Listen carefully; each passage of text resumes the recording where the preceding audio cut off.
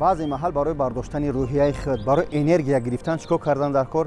Ба ватани азиз, ба ин кӯҳҳои баланд, яъне аз мушкило баланд, аз абрҳо баланд, ба гиҷо ба шоҳанбарӣ, бар ватани азиз омадан дар кор. мо қарор дорем дар осоишгоҳи шоҳанбарӣ Тоҷикистон. ҳозир боша ҳамакаса дӯстони азиз мерем сатҳи хизматрасонии шоҳанбарӣ, табибҳо ва ҷойи хоб ва чӣ хизматрасонӣ дар маблағи кӯчак медурояд, мерем якҷоя мебинем. рафтем дӯстон.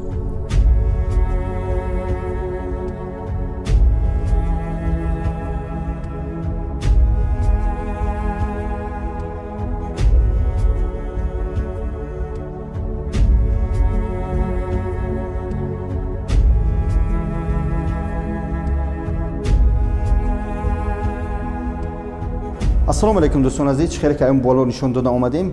Инҷа мебинед ин бинои боҳашамат бо зебогиаш на он қадар қимат аст. Инҷаро вип-зона меган, барои шахсои камтар имконияти маблағ бисёртар додан доранд. Ба ҳам хотир шуморо чӣ кор мерем? Мерем комнатаҳоро ба шуморо нишон медиҳем чӣ қадар комнатаҳои хуб ҳастанд, ҳуҷраҳои бо ҳаво тоза, як нафара ду нафара. рафтем тамошо мекунем.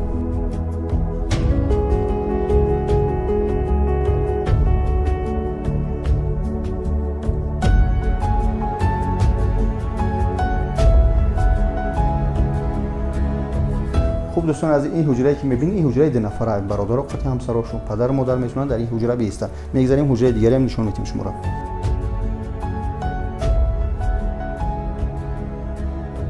این حجره‌های دو نفره هم دارن، میتونید این هم استفاده برید. هر حجره هم برای خودش همچنین بالکن با هوایی داره، میتونه از طبیعت زیبای تاجیکستان نفس بکشید.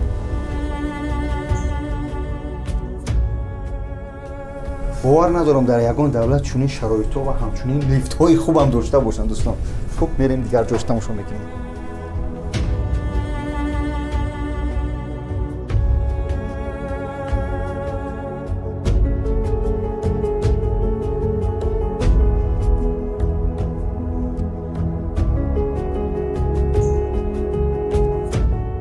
دوستان از این آشخانه با حشمت کلانی که میبینید این هم از حساب همین осоишгоҳи шаҳанбарӣ аст ки се вақт дар хизмати клиентҳои худша, яъне ки дарам 450 сум меспоре, чи стандарт мебошад, чи дар вип бошад ки даваиш 700 сум, се вақт хурду хӯрок барои клиентҳо беҳпул аст ки аз инҷа хӯрокҳои миллӣ тоҷикӣ ва диетически ки ҳар як клиент аз инҷа хирсанд ба дили пур баромада мерава, бо раҳмат мегашаронад. мерем дигар ҷо нишон медиҳем.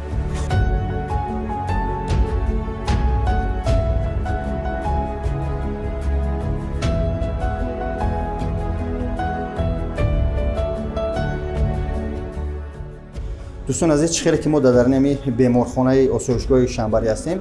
همراه برادری که بخدا از برای خود اومدم اینجا، مقصد پدران برادرای مهربان هستن. سوالی دهقانی میت. اگه جای وقت حاجی برونالی از خودی ناحیه ورزاب. چند روزی دم جایی؟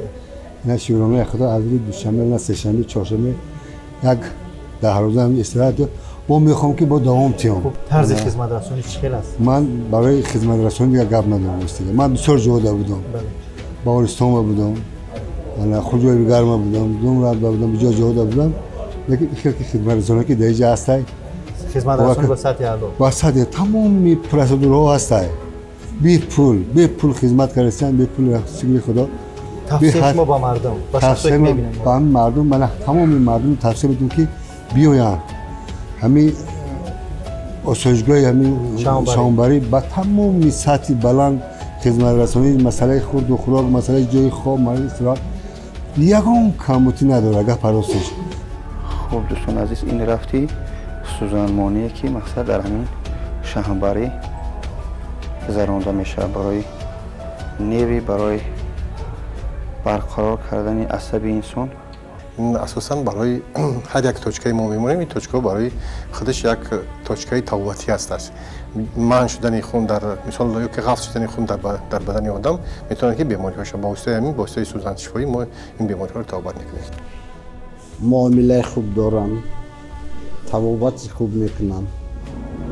می آمدیم خرسندی ما نداریم که چخیریم تا پلان تا نشد ایجا نمیدیم. تفسیرش ما با مردم هر یک فرزند و چادر پدر مادر شد به این جای تبابت روی کند.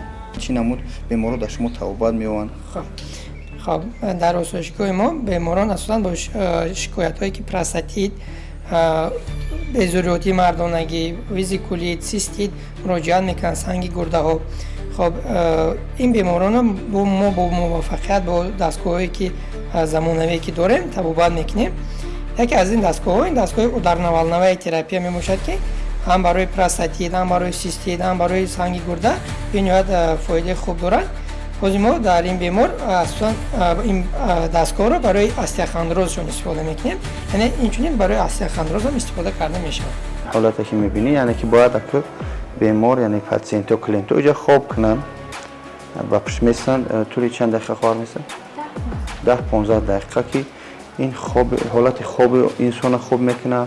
عصبی یعنی که بعضی آدم‌ها آواره که زخمی سر کردگیان یعنی همچنین با واسطه این اپارات رسان قطعی یعنی که حالت سیستم عصبی انسان این خوب و معتدل میکنه. این عزیز اینجا که باشه حجره لیمف تریناژ جایی که یعنی که در پاها همچنین اپارات مونده میشه و اصلا برای گردش خون خوب کردن و تا جایی که شنیدیم بچه‌ای که فردی هسته برای خراب کردن میشه است.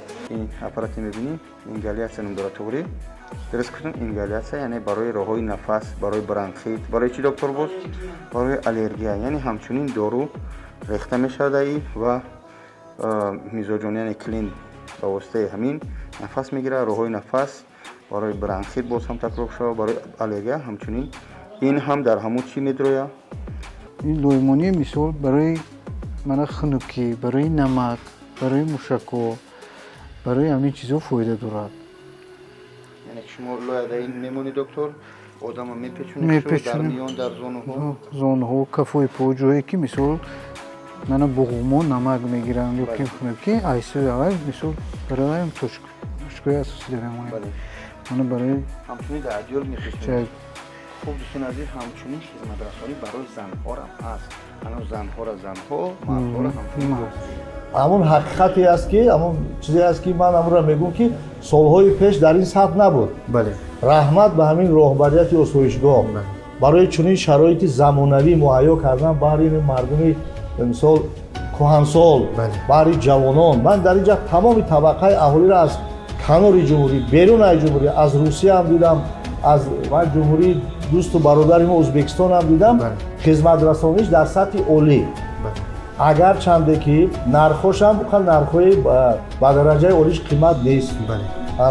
چون سلامتی اصلا مهم است. چیزی مهم است. در دنیا بایگری از همه قیمت ترین این سلامتی است. بله. طرف که باشه برای زانو ها همچنین میزوجون میان در دم میگیرن و همچنین با واسطه سویر درد پا، بفرگی و بعضی خون‌هایی هستن که مقصد لخته میشن، همواره تنگ میکنن. همچنین این اپاراتایی که میشینی برای مقصد که بیماری‌هایی که مقصد روده راست میگیم یا که اگر گروب هم شود گیمارا همچنین توبت میاد. همچنین که من برای مردها نشان داده استادم همچنین خدمت رسانی برای زنها و مادرها هم هست، اما متاسفانه ما برای نشان داده نمیتونیم. همین خیلی باید خودم بفهمیم این ونه برای چی است و چقدر آب گرفته میشه و برای کدام بیمارهاش مقصد چیکار میکنن. همین توبه داره. این حجره گرفتن وان میبوشه، آبی شنباری میبوشه. آب شنباری خطی. آبی شنباری خطی میبوشه که از 18 تا میکرولیمنت ها عبارت است که هر کدام این میکرولیمنت ها خصوصیت ها و تاثیرات خودشون دارد که برای درد پول ارتری، عصب ها، آلرژی پوست و دیگر کسل ها استفاده بودن شد. خب شما همینجا آب پر میکنید، پرش میکنید و بیمار میدونه. در اینجا تا میون میگیرد، از میون بالا میاد. تا میون میگیرد، آرامانه مدت 10 minut 15 minut در این آب میشینند و آرامانه خسته میشن. اساساً مناسبت همین کارمندانی و همین آسایشگاه در سطح عالی بسیار بلغزی خاکسارانه و تاجیکانه مناسبت میکنند. زنهاش هم مرداش هم از فراشاش سرکرد تا ماموریت آسایشگاه همشان بسیار خاکسارانه رفتار میکنند، تاجیکانه رفتار میکنند. معامله خوب. این هم توبت است. بله. همون جایهایی که بحث میکشند راهی نفس مثلا جایهایی که با طور الکترونی خدمت میکنن و محصولی که الکترونی هستند از همه دیده همین آبی همین شاهانبری که این یک معجزه است. من در همه آسایشگاه جمهوری بودم، لیکن برای معده انسان یک طبابت مهم است. هر روز از آبی یعنی طبابت بخش همین شاهانبری ما لذت میبریم. صد شکر خدا و این وطن میگوییم، شکرانه اشعار و سخن میگوییم. از دولت آزادی و پیشوای وطن بالیده صفای انجمن میگوییم. شکرگزار از خدمت‌های ارزنده برای پرزیدنت کشور هستیم. شکرگزار از شما جوانان هستیم که شما از حال و احوال ما خبر میگیرید. ما فکر میکنید شما از روسیه آمدید. بله. شما در اونجا تلویزیون دارید. بله. شما همین نوارا را برده برسانید. این حقیقت است. این تاریخ است. خوب دوستان عزیز، قرار دارم در یعنی که سویتوای وانا ایلی با توچکی میگن که صندوق برقی این سویتو را گیرون میکنیم. خب من سوال میتیم اپارا السلام алейкум еще раз. Рассказывайте, пожалуйста, что помогает, для чего это вот стоит здесь? Так, для чего нужна световая ванна? Световая ванна, она лечит воспалительные заболевания, выводит из организма токсины и шлаки, прочищает поры и плюс ко всему выводит соли. Также, если устраивает тепловая процедура, то эта процедура успокаивает нервную систему тоже. За счет того, что вы согреваетесь, ваше тело согревается, вы начинаете потеть, с потом это все выходит. خب دوستان عزیز ببینید که در نتیجه که بود گوارید من میکشم سویتچکی گرم شد، یعنی با این فرمان نمیدروی نیجنی بیلیو ادوار میکنه. البته وابسته از شکایتی بیمار که خیلی نزنچین میکنه وراج ای همچنین این صندلی بگیم اکتاجکیش بگم میره و پایان و میبیویه بالا. اگر که میانه در میکنه میتونی چکو کنی شما را با شکم میزنی و همچنین یعنی که تا بخری تا بالا را میره. خوب چی گفتنیم؟ همین هم برادرای عزیز، همین هم در همون 350 سومونه میدوره در این صندلی برقی، صندلی تاجیکی. خوب با هم خاطر برادرها میتونی با دیلی پر و اینجا با پیش همین چی میگن آسایشگاه شاهانبری بیایی.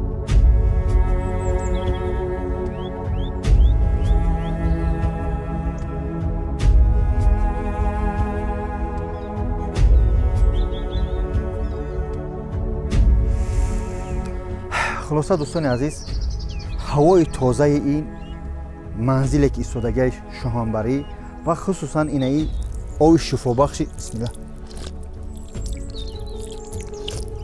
شفابخش شاهانبری خصوصا برای ژلوتکا فایده داره و برای یعنی که معده نسرش بساجکی و برای تمام درد میتونی بدیل پر بیای برادرو.